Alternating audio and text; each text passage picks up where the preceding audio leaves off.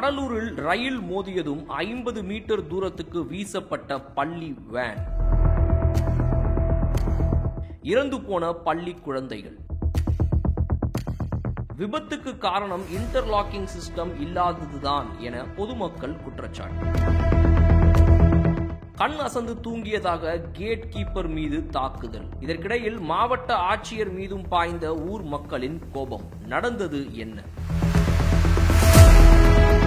கடலூர் செம்மங்குப்பத்தில் இயங்கி வரும் தனியார் பள்ளியின் வேன் ஒன்று பள்ளி மாணவர்களை ஏற்றிக்கொண்டு பள்ளிக்கு சென்று கொண்டிருந்தது. அப்போது செம்மங்குப்பத்தில் உள்ள ரயில்வே கேட்டை பள்ளி வேன் கடக்க முயன்றபோதுதான் இந்த சம்பவம் அரங்கேறியுள்ளது. அப்போது அவ்வழியாக விழுப்புரத்திலிருந்து மயிலாடுதுறை செல்லும் ரயிலானது மோதியதில் பள்ளி வேன் அப்படியே 50 மீட்டர் தூரத்திற்கு இழுத்துச் செல்லப்பட்டுள்ளது. இந்த விபத்தில் வேன் உருக்குலைந்து போனது மட்டுமில்லாமல் அதில் இருந்த மாணவர்கள் நிமலேஷ், சாருமதி, செழியன் ஆகியோர் உயிரிழந்து விட்டனர். மேலும் காயமடைந்த நிமலேஷின் சகோதரர் விஸ்வாஸ் மருத்துவமனையில் சிகிச்சை பெற்று வருகிறார்.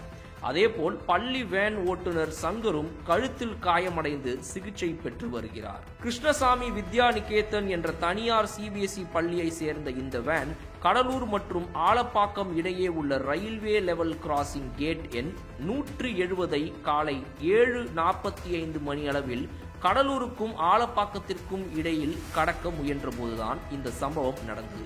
விழுப்புரம் மயிலாடுதுறை பயணிகள் ரயில் எண் 56813 இது மீது மோதிய போதுதான் இந்த சம்பவம் நடந்தது. இந்த வேனை மஞ்சக்குப்பத்தை சேர்ந்த வழக்கமான ஓட்டுநர் எஸ் சங்கர் 47 வயதுடைய எஸ் சங்கர் தான் ஓட்டி வந்துள்ளார் என்பதும் தெரிய வந்தது. இந்த சம்பவம் குறித்து நேரில் பார்த்தவர்கள் கூறுகையில், குறிப்பிட்ட நேரத்திற்கு கேட் கீப்பர் கேட்டை மூடவில்லை. இதனால் ரயில் வர தாமதமாகிவிட்டதோ இல்லையெனால் ரயில் சீக்கிரமாக கடந்து விட்டதோ என்ற எண்ணத்தில் அங்கிருந்தவர்கள் தண்டவாளத்தை கடந்துள்ளனர். அப்போது பள்ளி வேன் கடந்ததுமே ரயில் வந்துவிட்டது. உடனே ரயில் மீது மோதியதில் வேன் 50 மீட்டர் தூரத்திற்கு தூக்கி வீசப்பட்டுள்ளது. இதற்கு முழுக்க கேட் கீப்பரின் அலட்சியம்தான் காரணம். அவர்தான் கேட்டை மூடாமல் தூங்கிவிட்டார். இறந்த அந்த பெண் குழந்தையை பார்க்கவே எங்களால் முடியவில்லை என அப்பகுதியினர் வேதனை தெரிவித்தனர். விபத்தில் அதே இடத்தில் நிமலேஷ் என்ற மாணவன் உயிரிழந்து விட்டார்.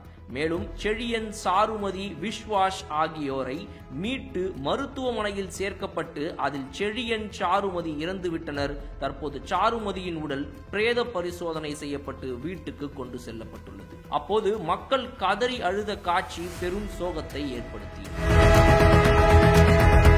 மேலும் செம்மங்குப்பம் லெவல் கிராசிங்கில் ரயில்வே கேட்டை உரிய நேரத்தில் மூடாத கேட் கீப்பர் பங்கஜ் சர்மா பணியிடை நீக்கம் செய்யப்பட்டு கைது செய்யப்பட்டுள்ளார். இந்நிலையில் செம்மங்குப்பத்தில் இன்டர்லாக்கிங் வசதி இல்லாததுதான் விபத்துக்கு காரணம் என்று பொதுமக்கள் குற்றம் சாட்டி வருகின்றனர். மனித தவறுகள் மற்றும் விபத்துகளை தவிர்க்கவும் இன்டர்லாக்கிங் வசதி செயல்படுகிறது. இது பாயிண்டுகள், சிக்னல்களை சரியாக இயக்க உதவுகிறது என கூறுகிறார்கள். கேட் திறந்திருந்தால் 1 கிலோமீட்டர் முன்னதாக இருக்கும் சிக்னலில் சிவப்பு விளக்கு எரியும். சிக்னலை பார்த்து ஓட்டுநர் ரயிலை நிறுத்துவார். இதனால் விபத்துக்கள் தவிர்க்கப்படும் என சொல்லப்படுகிறது.